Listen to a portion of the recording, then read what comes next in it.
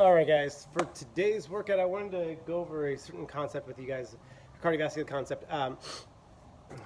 For today's workout, I'm going to be doing the rower and the Airdyne bike. And like I said, I wanted to explain a certain concept within cardio of the high intensity versus low intensity workouts and how to find that right balance between the two of them. Today's going to be a high intensity workout, and everything below that is going to be lower and lower intensity. Obviously, it's not a divide. But what we're looking to do today is to increase maximal power output. Okay, and the reason why we're focusing on that today is because everything less than that is going to be a percentage of that maximal rate. Okay, so for example, today there's going to be a certain maximal rate that I'll be able to perform the rower at as well as the bike, and I want to see how long I can sustain that for. Okay. I've already done a few testing on both of these, and I do this on a relatively regular basis, so I know what it is, but you guys could go through and experiment with this yourself, where you just go as hard as you can. Obviously, get some warm-up sets in there. Make sure you're nice and warm, but go as hard as you can. Take it up to that point.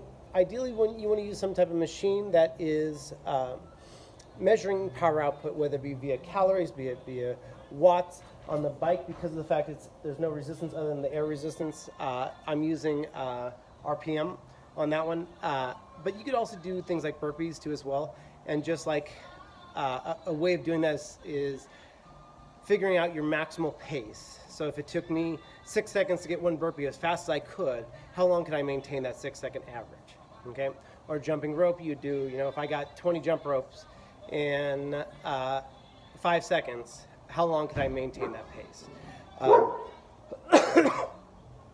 could also do swings, snatches, whatever it might be, okay?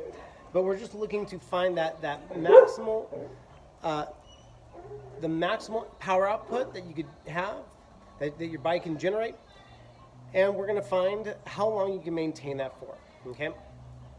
And then what we're gonna do is we're just gonna do sprints within that. The reason why this is important, if you just think about if I'm running at 5 miles an hour at a jog, right? And let's say that my maximal pace is 5.1 miles an hour. I won't be able to maintain that very long because my maximal power output is very low in relationship to the point that I'm going at. Now let's say that we took that 5 mile an hour pace and your maximal output was a 12 mile an hour pace, right? Or 10 mile an hour pace. Well, now you're only going at 50%. You should be able to maintain that for a very long period of time. And to me, if you're saying, okay, now what's the best way I could get faster? Well, it might be that you do that for longer periods of time, but it could also be that you need to increase that power output. And what you need to do is you need to analyze it yourself. If the amount of calories that you're burning within an hour are very, very low, maybe you need to look to increase that power output. Okay, hopefully that makes sense to everybody there. I personally don't necessarily do cardio other than working on my maximal power output. And the reason why is a lot of the stuff that I incorporate in my daily life, things like just going for a bike ride, going hiking, going fishing, and what else? Playing soccer. Every day I come home, when work used to be a thing, every day when I came home, I'd chase the dog around the fire pit for 20 minutes just to get some time in with the dog. But at the same time, I'm running, I'm moving, I'm being agile. That's a form of cardio. I would rather see people do things like that than to get on the treadmill. I would use that treadmill, if you are going to use a treadmill, for things like this. Okay? I will do just one quick demonstration on the rower here so that you can see what this is going to look like. For me, what I found is that about a 1 minute and 25 second 500 meter split is about my maximal power output.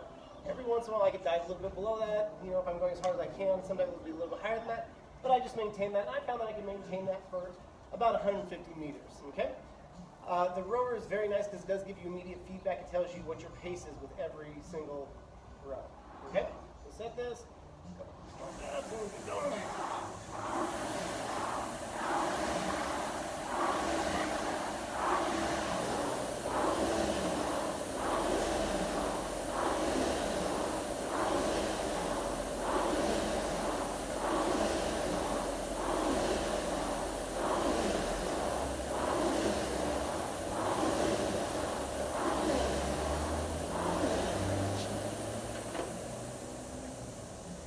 All right.